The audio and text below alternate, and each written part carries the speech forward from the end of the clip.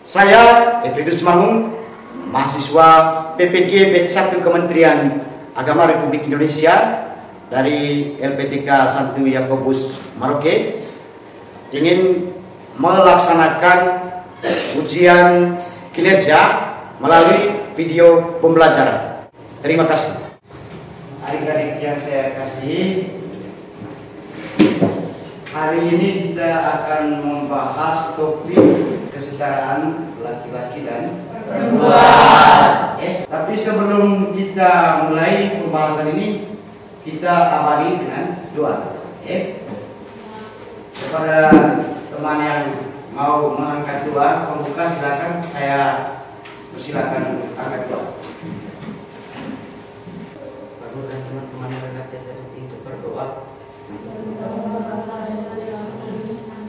Tuhan Yesus yang makasih, kami bersyukur atas hari yang indah ini dan atas kesempatan untuk belajar bersama. Kami percaya bahwa Engkau pencipta setiap manusia dengan kasih dan martabat yang sama. Bukalah hati dan pikiran kami agar kami mampu memahami makna kesetaraan antara laki-laki dan perempuan menurut hati. Tuntun kami agar tidak hanya mengerti dengan pikiran, tapi juga memperhatikan dengan tindakan mencari pribadi yang adil, menghargai sesama dan penuh cinta kasih. Semoga pelajaran hari ini menjadi berkat yang menumbuhkan kami menjadi pribadi yang lebih baik. Dan nama Yesus Kristus Putra Tuhan kita. Amin.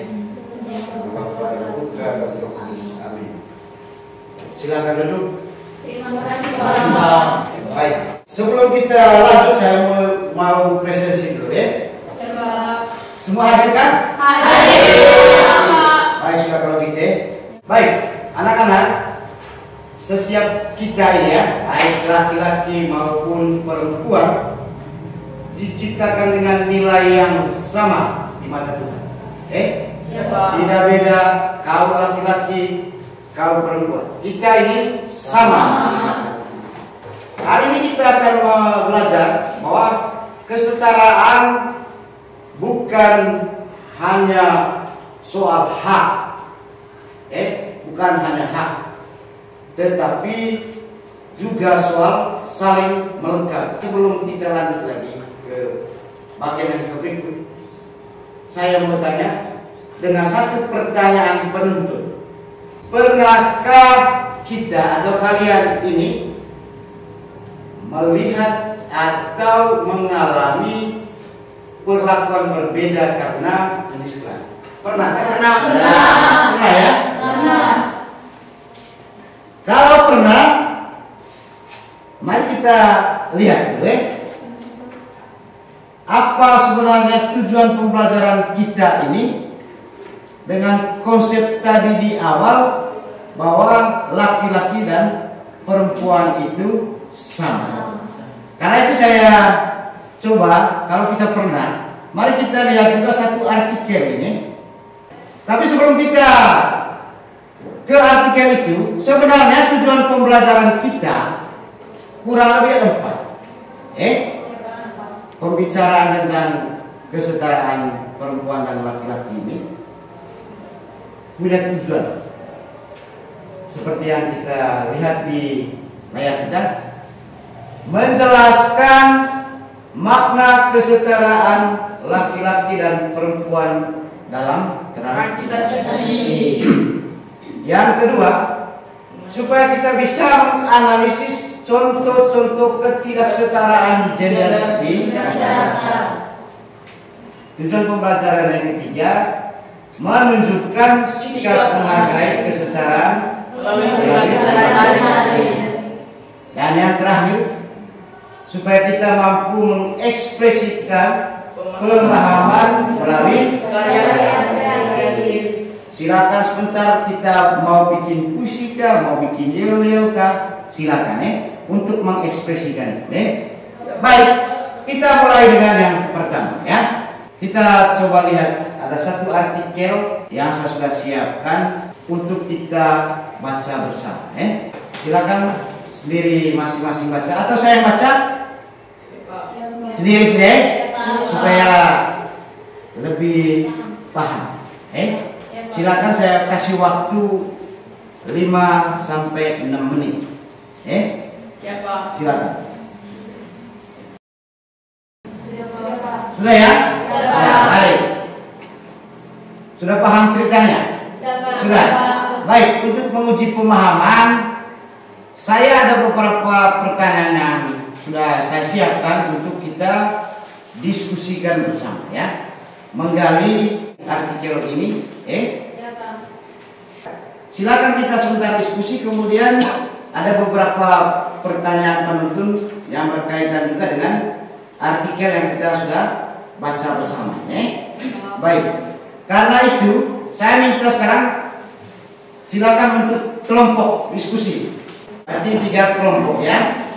Ya, Pak. Oke, baik. Kita lanjut ke pertanyaannya.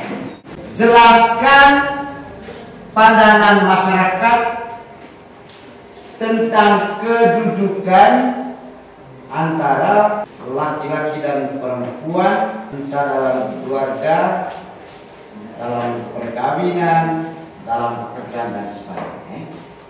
Silakan. Supaya lebih mudah, masing-masing orang catat saja. Sudah. Supaya saya kembalikan layarnya kalau sudah catat soal. Bentar, Pak, sedikit. Oh, sudah ya. Baik. Silakan. Sudah, Pak. Sudah ya. Ini artikel. Saya kembalikan artikelnya. Ya, Pak. Nah, pertanyaan tadi silakan cari di artikel jawabannya. Juga menggali pengalaman-pengalaman kita masing-masing ya. Nah, ini artikel satunya dan juga pengalaman. Nah, sebentar setelah diskusi nanti kita presentasi ya. Dari masing-masing kelompok. Silakan. Saya kasih waktu 30 menit ya, paling lama ya. Nah,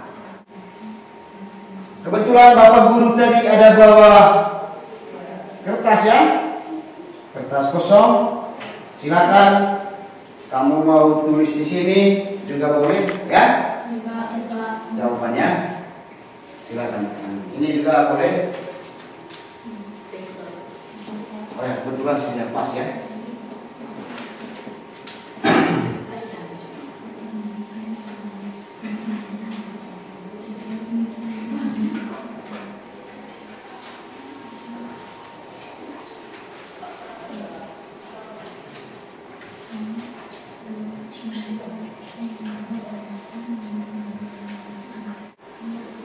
Baik, yang sudah silakan presentasi. Siapa dulu? Oh, silakan. Silakan. Mari kita dengar ya presentasinya ya. Selamat pagi semuanya. Pagi. Pak. Silakan. Baik, saya dari perwakilan kelompok 3. Sesuai diskusi kami ingin menyampaikan pandangan bahwa laki-laki dan perempuan masing-masing punya potensi yang besar, dan yang paling penting adalah bagaimana potensi itu dikembangkan. Banyak orang berpikir bahwa laki-laki lebih logis dan perempuan lebih emosional, tapi kenyataannya banyak perempuan sukses di bidang STEM dan banyak laki-laki hebat dalam seni komunikasi dan empati. Arti keunggulan dan kelemahan itu tidak melekat secara permanen pada jenis kelamin, tapi tergantung bagaimana seorang membesarkan lingkungan seperti apa yang membentuknya dan seberapa keras ia berjuang untuk berkembang. Kelemahan bukan memiliki laki-laki atau perempuan secara eksklus, tapi memiliki semua orang yang belum mengenal atau mengasah dirinya. Jadi kelompok kami percaya bahwa pengembangan diri, pendidikan, dan dukungan sosial jauh lebih menentu daripada sekadar perbedaan gender. Kami menutup dengan kalimat, bukan soal kamu laki-laki atau perempuan, tapi soal kamu mau berkembang atau tidak. Terima kasih. Oi, luar biasa. Mari kita silakan. Siapa lagi yang mau kelompok selat? Siapa lagi dulu yang kedua? Ya, silakan. Selamat pagi, Pak. Ya, silakan. Selamat pagi, teman-teman. Pagi. Terima kasih sudah mau memberikan Ya, silakan. Kami melihat bahwa banyak keunggulan dan kelemahan antara laki-laki dan perempuan itu bukan hanya karena faktor alamiah, tetapi juga dibentuk oleh konstruksi sosial sejak kecil. Contohnya, laki-laki sejak kecil sering diajarkan untuk tidak menangis, untuk menjadi kuat, tegas, dan rasional. Hal ini membuat mereka lebih percaya diri dalam mengambil keputusan dan menghadapi tantangan. Namun sayangnya, tekanan sosial ini juga membuat laki-laki cenderung memendam emosi, enggan meminta bantuan dan rendah terhadap gangguan mental. Sementara itu, perempuan sejak kecil sering dibentuk untuk menjadi lembut, perhatian, dan pengasih. Mereka jadi lebih kuat secara emosional, pandai mendengar, dan mampu menjaga rasional sosial dan moral. Tetapi, perempuan juga sering dibatasi oleh stereotip. Misalnya, dianggap kurang cocok memimpin atau tidak perlu mengejar karir tinggi karena nanti akan mengurus rumah tangga.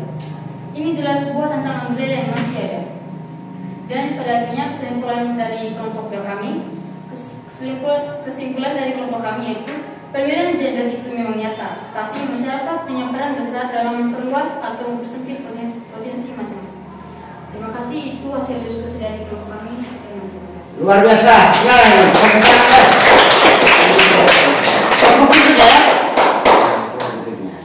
Silakan.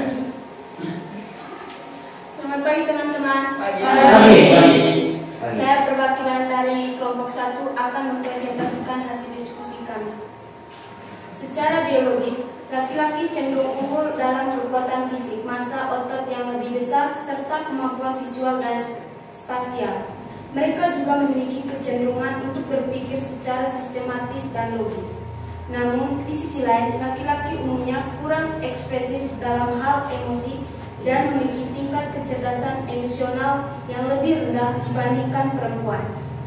Hal ini sering membuat mereka kesulitan mengekspresikan perasaan atau memahami emosi orang lain. Sedangkan perempuan secara umum unggul dalam kecerdasan emosional, kemampuan verbal, dan relasi sosial. Mereka lebih peka terhadap emosi dan lebih terampil dalam menjalani hubungan antar pribadi. Tapi, perempuan juga punya kelemahan. Salah satunya adalah tingkat kepekaan yang tinggi terhadap tekanan sosial, serta lebih rentan mengalami overthinking atau kekhawatiran berlebihan. Jadi, perbedaan ini bukan untuk dibandingkan siapa yang lebih baik, tapi untuk kita pahami agar kedua gender bisa saling melengkapi. Itu saja hasil diskusi kami. Sekian dan terima kasih. Oh iya, baik. Setelah kita mendiskusikan, ya, mari kita lanjut ya. Yang berikutnya ini kita coba lihat hasil perbedaan ini, analisisnya ya. Jadi kelompok 1 melihat laki-laki itu kekuatannya fisik, ya, massa otot, kemampuan visual, sosial, dan sistem berpikirnya sistematis dan logis ya. Tapi perlu diingat bahwa perbedaan ini bukan dibandingkan, tetapi untuk saling melengkapi. Nah, itu kelompok 1. Kemudian kelompok 2 ini ada kelebihan dan kekurangannya, tapi kesimpulannya tetap bahwa perbedaan bukan untuk dibanding-bandingkan, tetapi saling melengkapi. Kemudian kelompok 3 kita lihat prosesnya dari sisi lingkungan, pendidikan, dan seterusnya. Tapi yang penting bukan jenis kelamin, tetapi apa? Kemauan berkembang. Nah, itu kesimpulan. Sekarang kita masuk bagaimana kitab suci berbicara tentang kesetaraan gender. Saya sudah siapkan teks kitab Kejadian bab 2 ayat 18 sampai 23. Baik, satu orang bisa baca. Siapa mau membacakan? Mari kita dengar ya. Kitab Kejadian bab 2 ayat 18 sampai dan 23. Tuhan Allah berfirman, tidak baik baik kalau manusia itu seorang diri saja. Aku akan menjadikan penolong baginya yang sepadan dengan dia. Lalu Tuhan Allah membentuk dari tanah segala binatang bukan dan segala burung di udara. Di bawahnya lah semuanya kepada manusia itu untuk melihat bagaimana ia menamainya. Dan seperti nama yang diberikan manusia itu kepada tiap-tiap makhluk yang hidup, demikianlah nanti nama makhluk itu. Manusia itu memberi nama kepada segala ternak, kepada burung-burung di udara, dan kepada segala binatang hutan. Tetapi bagi dirinya sendiri, ia tidak menjumpai penolong yang sepadan dengan dia. Lalu Tuhan Allah membentuk manusia itu tidur nyenyak. Ketika ia tidur, Tuhan Allah mengambil salah satu rusuk daripadanya, lalu menutupi tempat itu dengan daging. Dan dari rusuk yang diambil Tuhan Allah dari manusia itu, dibangunnyalah seorang perempuan, lalu dibawanya kepada manusia itu. Lalu berkatalah manusia itu, inilah dia, tulang dari tulangku dan daging dari dagingku. Ia akan dinamai perempuan karena ia diambil dari laki-laki. Demikianlah sabda Tuhan. Syukur kepada Allah. Baik, terima kasih. Kita kembali. Baik, kita tepuk tangan dulu. Pertanyaan nomor 1 ya. Siapa yang menghendaki supaya manusia tidak seorang diri? Kira-kira mana? Oh, silakan. Ya. Yang menghendaki agar manusia tidak seorang diri adalah Tuhan Allah. Alasannya karena tidak baik kalau manusia itu seorang diri saja. Artinya Tuhan sendiri melihat bahwa manusia membutuhkan relasi dan pendamping yang sepadan, bukan hanya untuk menemani tetapi juga sebagai penolong dalam menjalani hidup, menunjukkan bahwa manusia diciptakan sebagai makhluk sosial yang tidak dapat hidup sendiri. Luar biasa, kita tepuk tangan. Baik, pertanyaan kedua. Siapa yang menjadikan penolong bagi laki-laki? Kemudian apakah yang satu lebih tinggi dari yang lain? Siapa yang bisa jawab? Silakan, Sir. Penolong bagi laki-laki dijadikan oleh Tuhan Allah. Penolong itu adalah perempuan yang dibentuk dari rusuk-rusuk laki-laki, bukan dari kepala untuk memerintah atau dari kaki untuk diinjak, tetapi dari rusuk bagian yang dekat dengan hati, yang secara simbolis melambangkan kesetaraan, kedekatan, dan kasih. Maka dari itu tidak ada yang lebih tinggi dari yang lain dalam martabat manusia. Keduanya memiliki nilai yang sama di depan Tuhan, meskipun memiliki peran dan tanggung jawab yang mungkin berbeda. Kita tekan. Kemudian kita lihat bersama kembali teks ini untuk pertanyaan berikutnya nanti ya. Lihat ayat 20 ya dan 23. Pertanyaannya, apakah ternak burung sepadan dengan manusia? Ya, silakan. Dalam ayat 20, meskipun manusia memberi nama kepada segala makhluk, ternak, burung, binatang bukan, tidak satupun dari mereka sepadan dengan manusia. Ya, betul sekali ya. Kita lihat dulu ayat 20. Dia bilang apa? Manusia itu memberi nama kepada segala ternak, tetapi bagi dirinya sendiri ia tidak menjumpai penolong yang sepadan dengan dia. Jadi tidak ada pun yang sepadan. Kita dengar lanjutannya, jawabannya ada. Artinya tidak ada hubungan yang setara atau relasi mendalam yang bisa terjalin antara manusia dan binatang seperti halnya antara manusia. Iya, luar biasa. Kita lihat di ayat 23, inilah dia tulang dari tulang dan daging dari daging. Ini akan dia akan dinamai perempuan karena dia diambil dari laki-laki. Baik, adik-adik terima kasih ya. Kita lanjut. Jadi sesungguhnya makna penciptaan laki-laki dan perempuan menurut kitab suci dalam Kejadian bab 2 ayat 18 sampai 23 diceritakan bahwa Allah melihat bahwa tidak baik manusia seorang diri. Maka Allah menciptakan seorang penolong yang sepadan baginya, yaitu perempuan yang diambil dari manusia.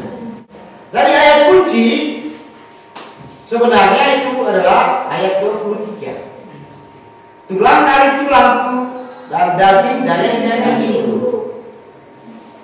Perempuan ini akan dinamai perempuan karena dia diambil dari laki-laki. Lanjut. Baik, sesungguhnya makna spiritual dari nilai-nilai yang terkandung dalam Kejadian bab 2 ayat 18 sampai 23 itu ada 4. Yang pertama, kesetaraan martabat. Jadi perempuan diciptakan dari tulang rusuk laki-laki, bukan dari kepala untuk memerintah atau dari kaki untuk diinjak. Kemudian cinta dan persatuan. Pencipta juga melambangkan persatuan dalam kasih yang menjadi dasar ya relasi antara manusia, termasuk dalam pernikahan, keluarga dan masyarakat. Yang ketiga, relasi yang saling melengkapi. Kata penolong sempadan tidak berarti perempuan lebih rendah, tapi dia diciptakan untuk saling melengkapi. Dan yang terakhir itu tugas dan tanggung jawab itu laki-laki dan perempuan bersama-sama dipanggil untuk memelihara ciptaan dan membangun dunia sesuai dengan Tuhan. Jadi menjadi laki-laki ada perempuan sejati itu sebenarnya memiliki sikap dan keterampilan masing-masing yang harus dimiliki. Tanggung jawab, menghargai diri sendiri dan orang lain, empati dan kepedulian, kerjasama dan kesetaraan gender, kejujuran dan integritas, ketekunan dan disiplin, dan kita harus menguasai keterampilan seperti komunikasi yang baik, keterampilan mengelola emosi, pengambilan keputusan, kemandirian,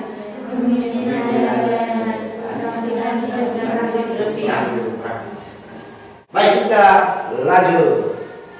Penguatan ini, sebelum saya masuk kepada tahap penguatan materi hari ini, saya minta ada yang mau bikin doakah atau puisikah untuk mengungkapkan rasa syukur kita bahwa saya dan Anda diciptakan sebagai laki-laki dan perempuan. Siapa yang silakan mau bikin puisi ya? Oh, luar biasa.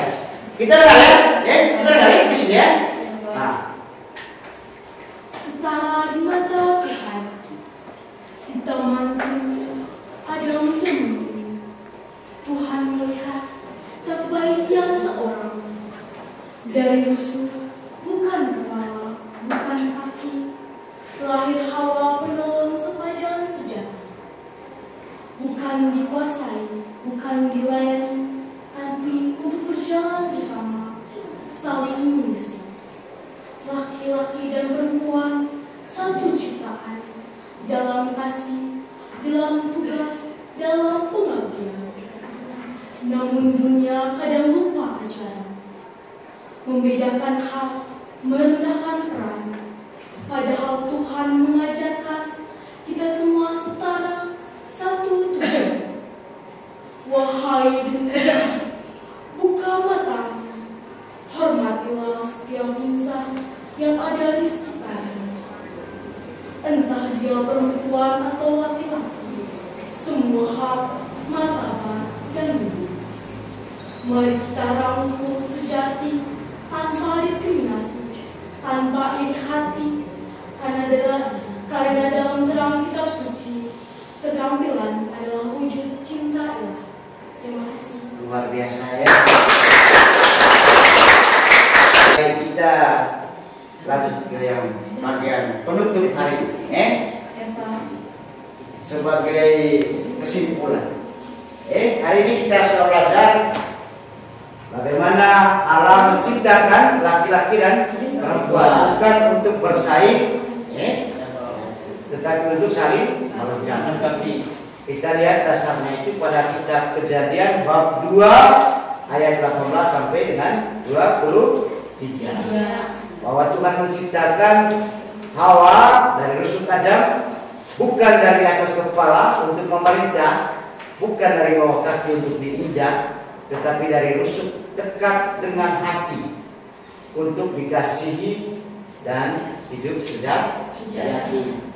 Kemudian penguatan yang kedua, penguatan nilai iman Kristen yang kedua, bahwa setiap manusia diciptakan menurut gambar dan rupa imago.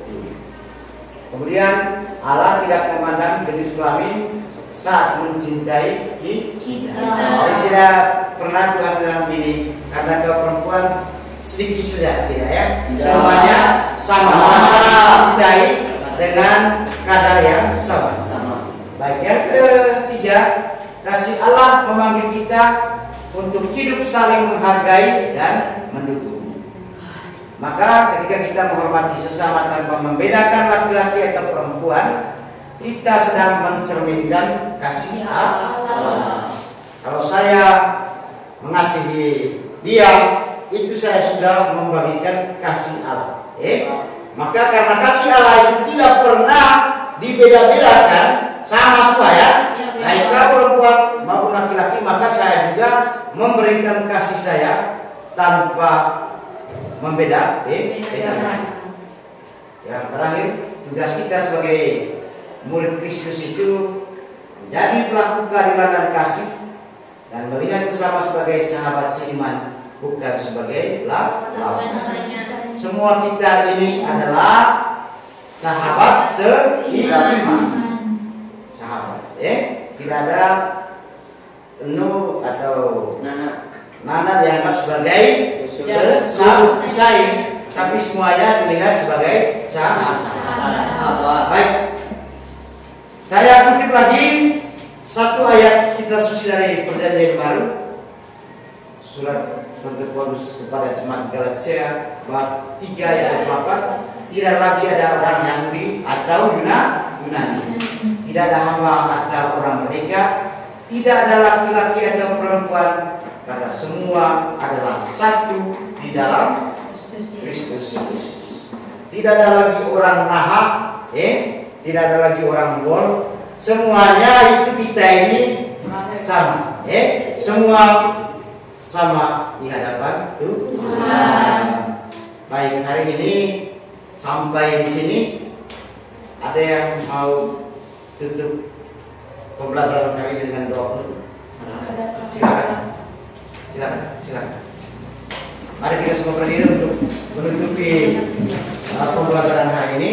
Kepada teman yang sudah bersedia, silakan mengangkat kita dalam doa penutup. Teman-teman dan Bapak Guru, mari kita sambut hati dan Allah yang penuh kasih, terima kasih atas pelajaran yang telah kami terima hari ini. Engkau telah mengingatkan kami bahwa setiap manusia, baik laki-laki maupun perempuan, diciptakan menurut gambar dan rupa untuk saling melengkapi, bukan bersaing untuk merendahkan. Bantulah kami untuk membawa nilai kesetaraan ini dalam kehidupan kami sehari-hari, di sekolah, di rumah, dan di masyarakat. Teguhkan hati kami agar kami menjadi pelopor keadilan, kasih, dan penghargaan terhadap sesama. Terima kasih atas bimbingan dalam nama Yesus Kristus dengan kami. Amin.